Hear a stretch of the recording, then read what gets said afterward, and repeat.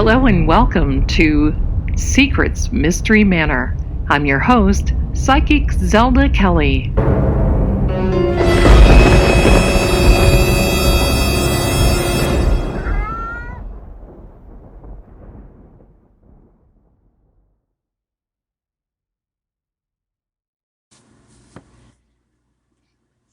It's time for the disclaimer. Warning: the following presentation is intended for mature audiences. It may contain strong description of crime scenes, adult dialogue, and possible strong language. Viewer discretion is advised. Hello everyone and welcome to Secrets Mystery Manor. I'm Zelda Kelly, I'm your host for today, and today is October 30th, 2021, the day before Halloween, and Dracula is our subject today. Very fitting so, I think, for the Halloween season. We are ending up with him in our October series of monsters. And if we think that Dracula was a monster, he truly was. So gather around, come on now, gather around, get a little closer. Let's snuggle in, get your blanket, get your snacks, because you're going to hear about the true Dracula, Vlad III, or Vlad the Impaler. Now you probably have heard about him before, but before we get started, I want to reiterate that warning that you previously heard, because, well, Vlad was a pretty bad dude, okay? He just wasn't the type of guy that you would want to bring home and meet the parents. They would end up in a very, very cruel position, most definitely. But Vlad was born in the 1400s, and he was very known. Well, let me see. I'll give you a specific date. He was born in 1431 in Transylvania, which is now Romania. Okay, so this was a long time ago, and if you can remember, yes, we were there together, weren't we? If you can just think about this. If you can think about this, Dracula has me a little flustered. I'm going to tell you because I have been reading about some of the things, and I'll tell you, there are some things that are just too gruesome to talk about on here. And so if you let your imagination go wild, well, let it go wild a little further, because he was bloodthirsty. His name fits him.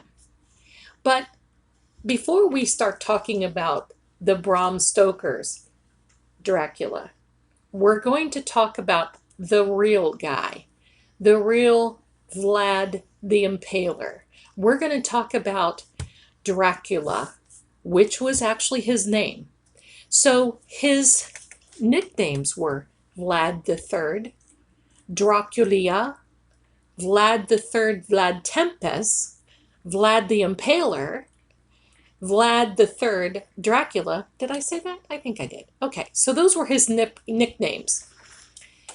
And I'll tell you, one of the nicknames that stuck with him was the devil.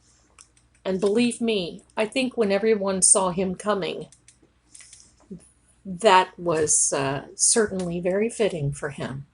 So, Vlad the Impaler in Romania, Transylvania, was said to have lived in one particular castle. That's Bran Castle. But as I dug a little deeper, he really was in another castle, and we'll get there. So hang in there with me, we'll get there. But the main famous castle in Transylvania is the one where, well, the tourists go. And we'll cover the other castle here in a minute, and you'll understand why nobody goes there. Very interesting. So let's talk about Vlad, and then we're going to ease on down the road and talk about Bram Stoker's Dracula. So Vlad started this whole I guess, impaling this treacherous cruelty back during a particular war. So Vlad was the second of four brothers born, and they were actually nobility. Dracula, he was also the son of Dracul, was derived from the Latin name Draco, or the dragon. And after his father's induction into the Order of the Dragon, get this, created by the Holy Roman Emperor of the day. So, Sigismund, for the defense of the Christian Europeans against the Ottoman Empire. Wow, Vlad. So you're working on behalf of the Lord. There you go. Right? So, but he was a nut. I'm going to tell you, he was a nut. So, in his mid-20s, Vlad moved to Targovist, let me see if I can say this now, Wallachia, okay, in 1436, when his father assumed the leadership of the Wallachian Principality. So in 1442, Vlad and his younger brother were sent to the court of Ottoman, to the Sultan of Murad II, as collateral. Now get that. Sent by his father as collateral to assure the Sultan that their father, in a reversal of his previous position, would support Ottoman policies. Since, see, they were they were at odds. The Turkish Empire and the Romanian Empire, they were a bloodthirsty bunch of dudes. they were at it for centuries, okay? So Vlad then returned in 1448, and actually he learned of the assassination of his father and his elder brother at the hands of the Wallachian nobles the year before. So he made this deal, the father made this deal with the Wallachian nobles, the boyars of that time, and after he changed his position for the Ottoman Empire, well, they killed him anyway. Okay. So then at that point, it seems like Vlad just lost it. He lost control. He embarked on the first of a very, very lifelong series of campaigns, and he wanted to regain his father's seat. And I'll tell you, his opponents included the people that assassinated his father, and also, now get this, his younger brother, who was supported by the Ottoman Sultan. Okay, so now we've got betrayal, family betrayal, assassination. We're not even into the good stuff yet. And we have all this talk about drama, darlings. You haven't seen drama in a family until you get to this, right?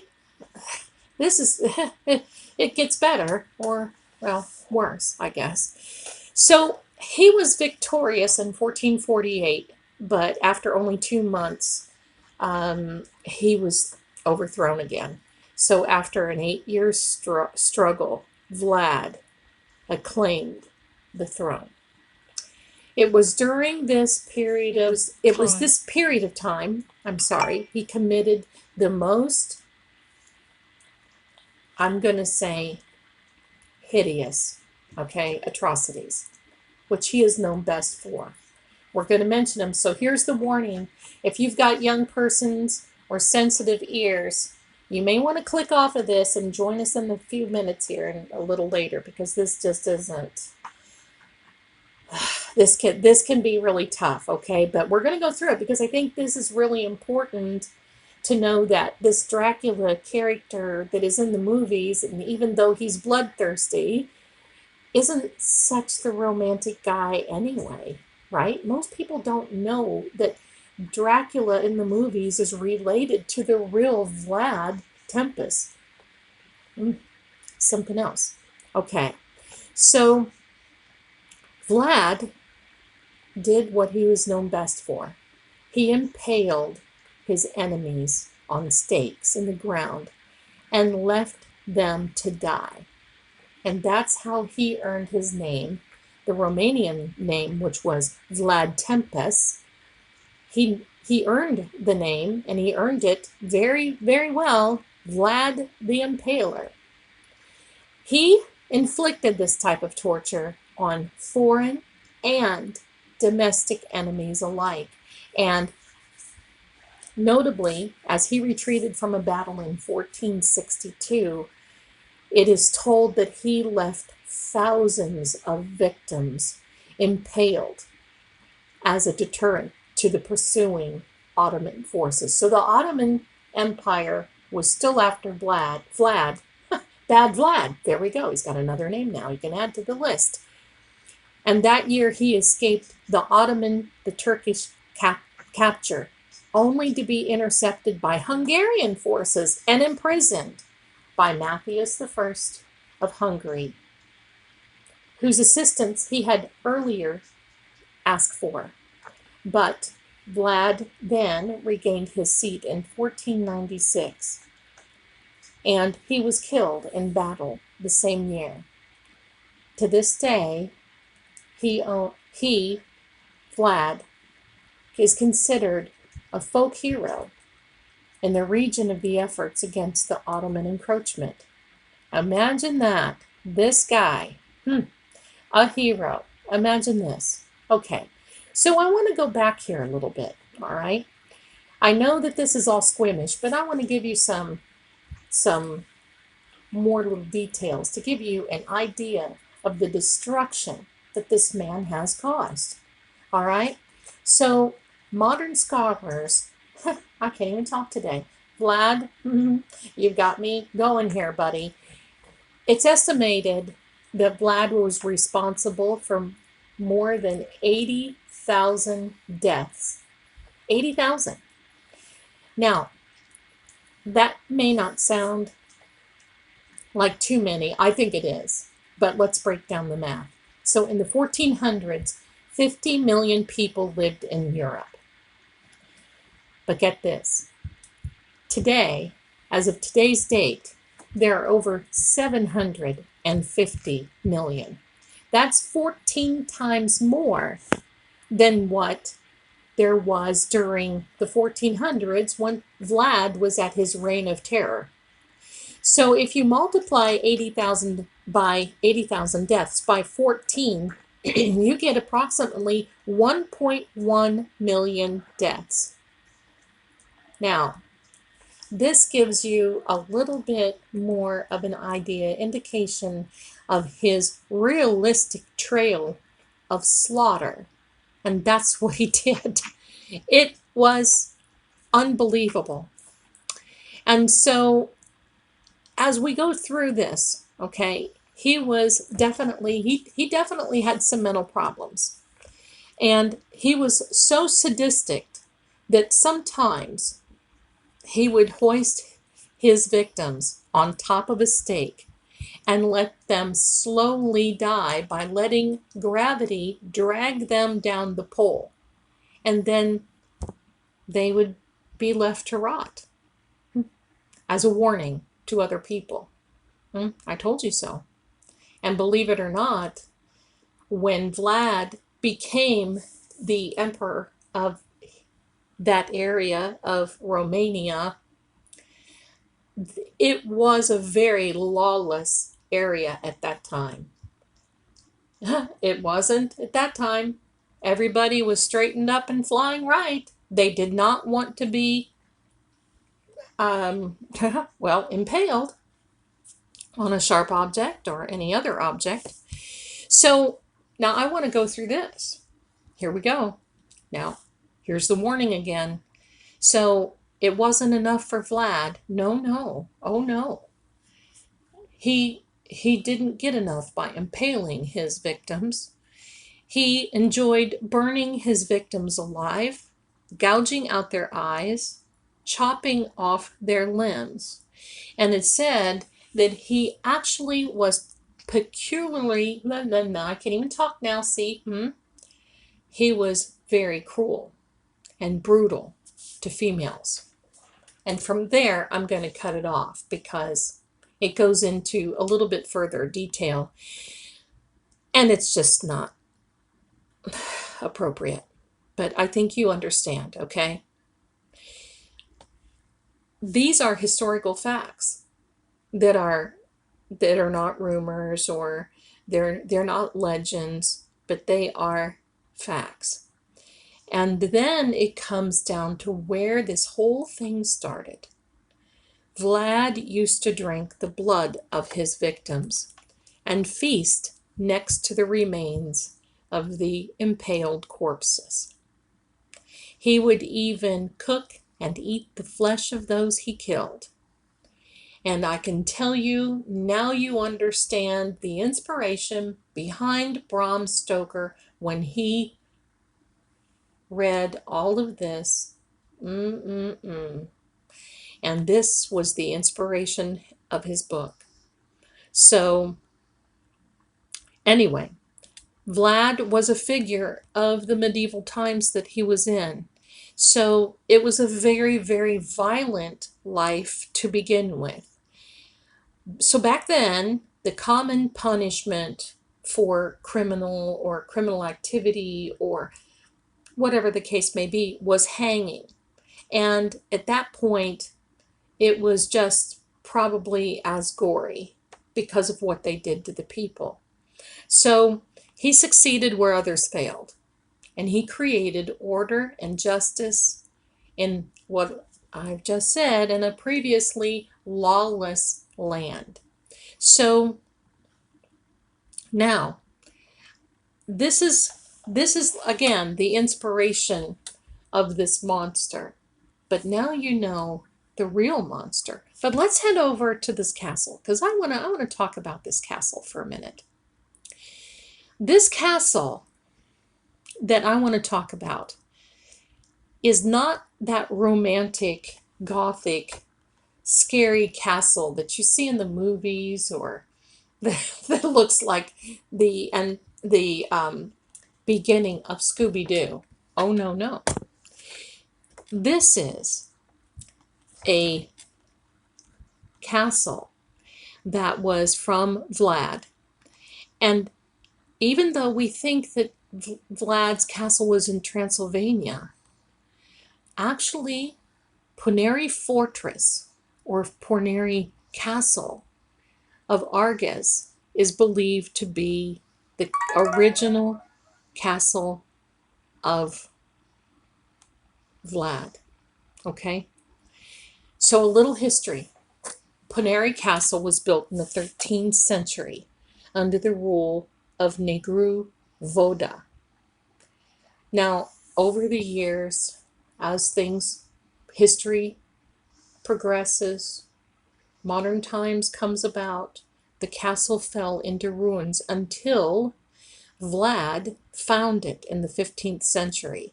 And during his reign in Wallachia, Vlad came upon the fortress and realized its great value.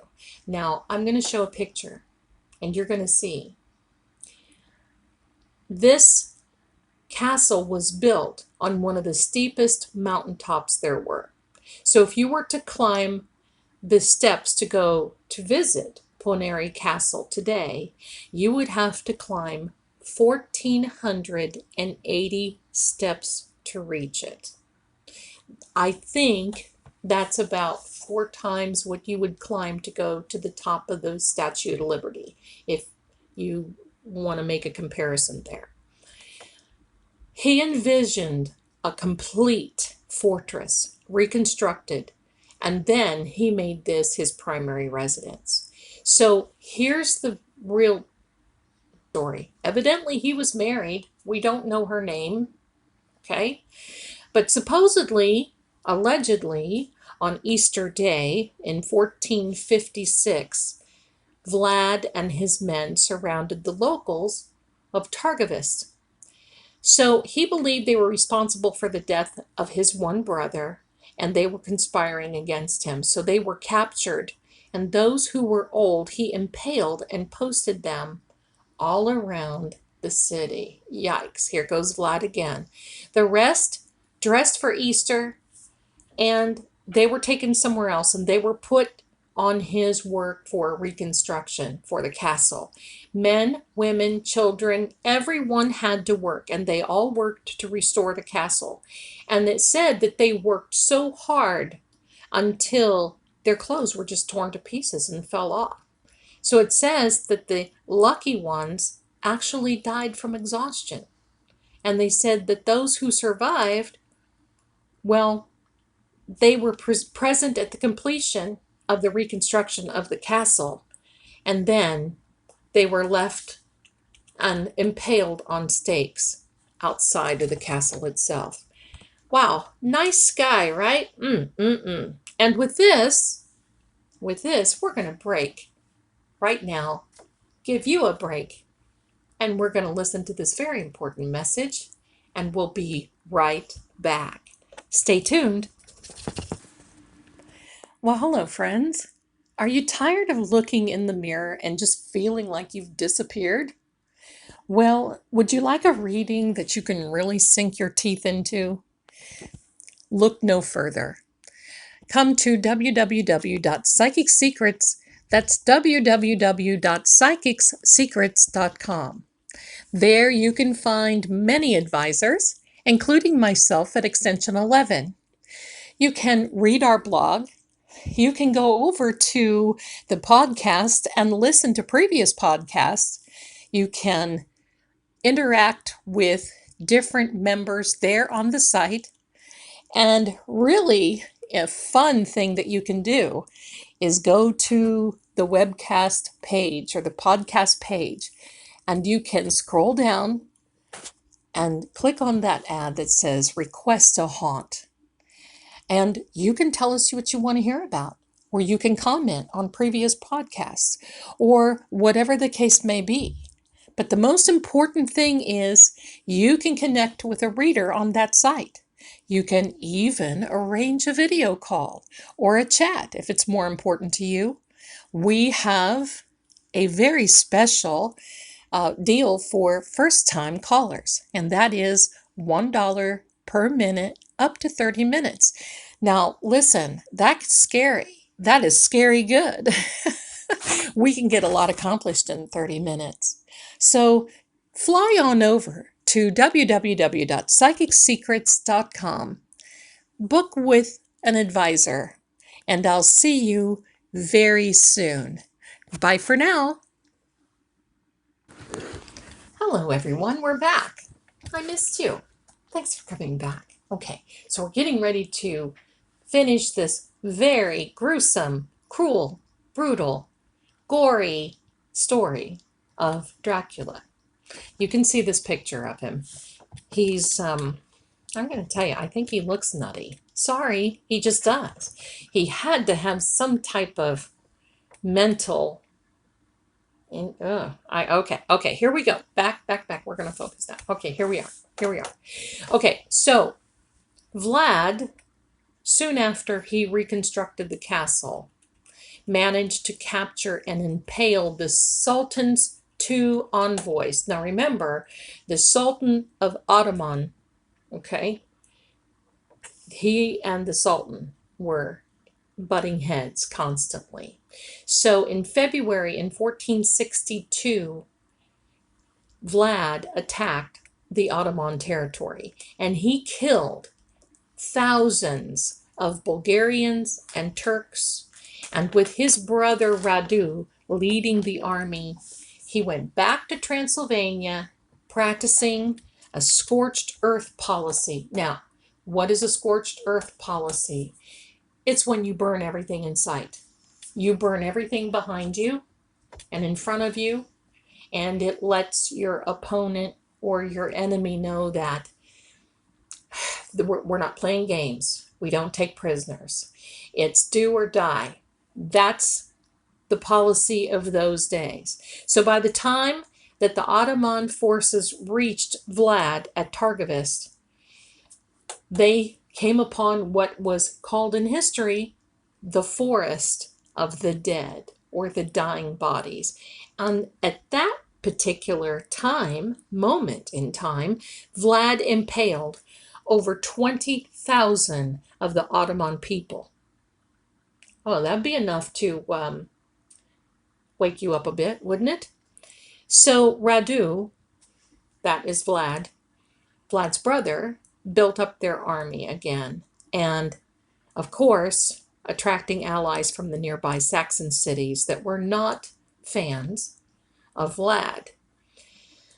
Then he pursued his brother all the way to his fort, which was Ponari Castle. Now, this army was growing, and it was growing in strength and people with weapons, armory, you name it. It was growing by the time they came up to the castle. And as the army grew closer, Vlad knew he could not defeat them. His first wife, God only knows, we don't know where these women, I mean, she probably was just as nutty as he is. Hello, we're not going to go there. But his first wife, we don't know her name, we don't know her origin, we know nothing of her, told Vlad that she would rather rot and be eaten by fish than be a prisoner of the Turks.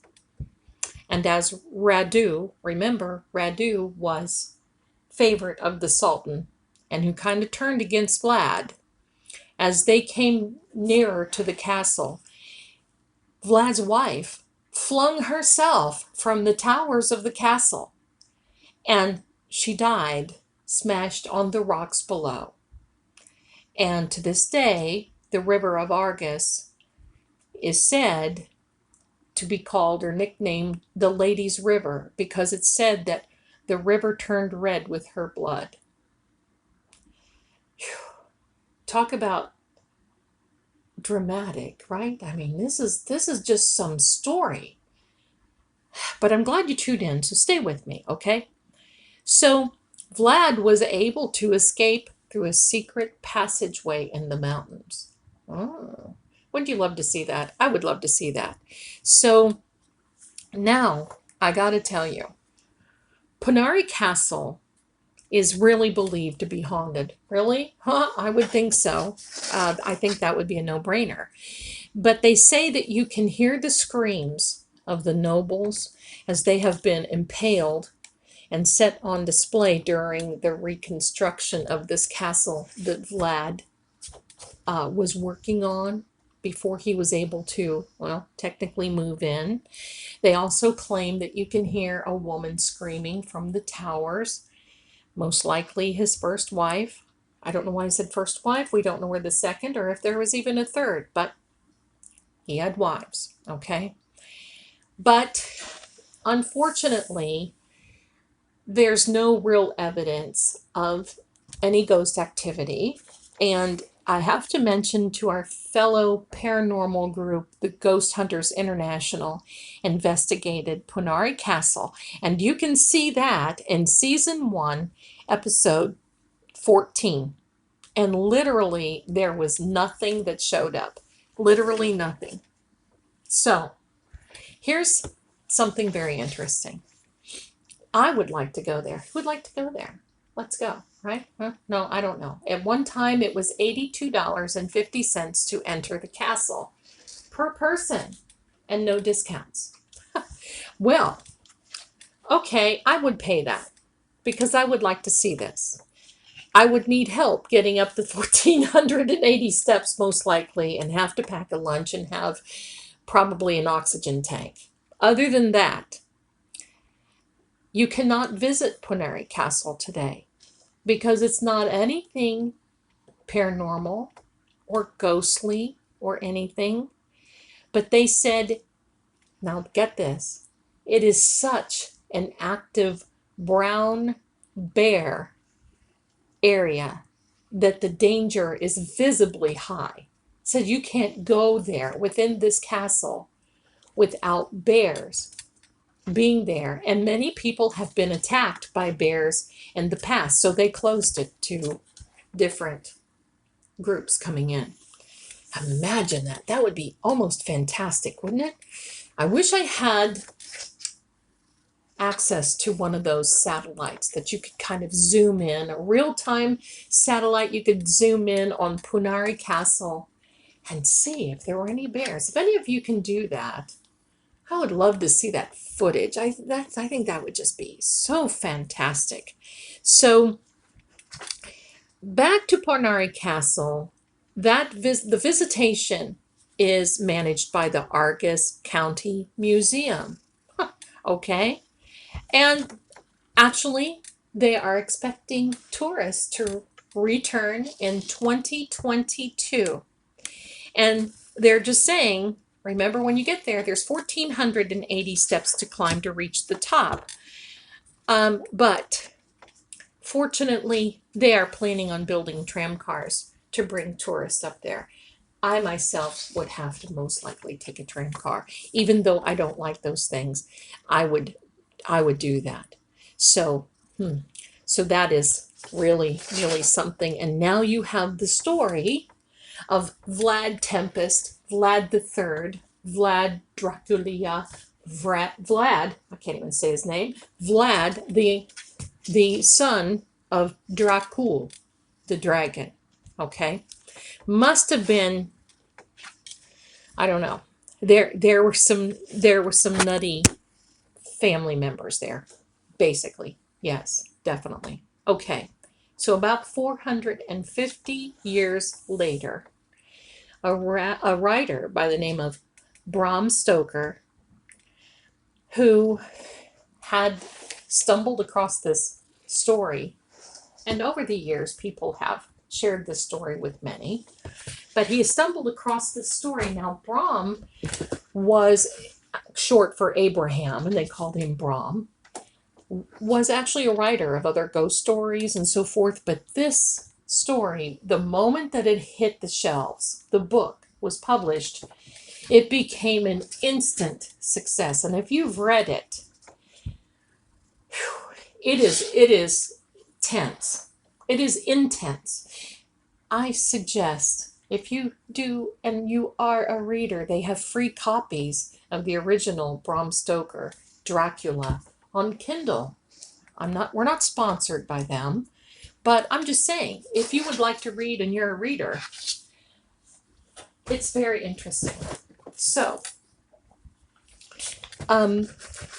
back to Bram Stoker. He published this novel in 1897. And basically, it is a narrative novel, and it is related through letters, diary entries, and newspaper articles.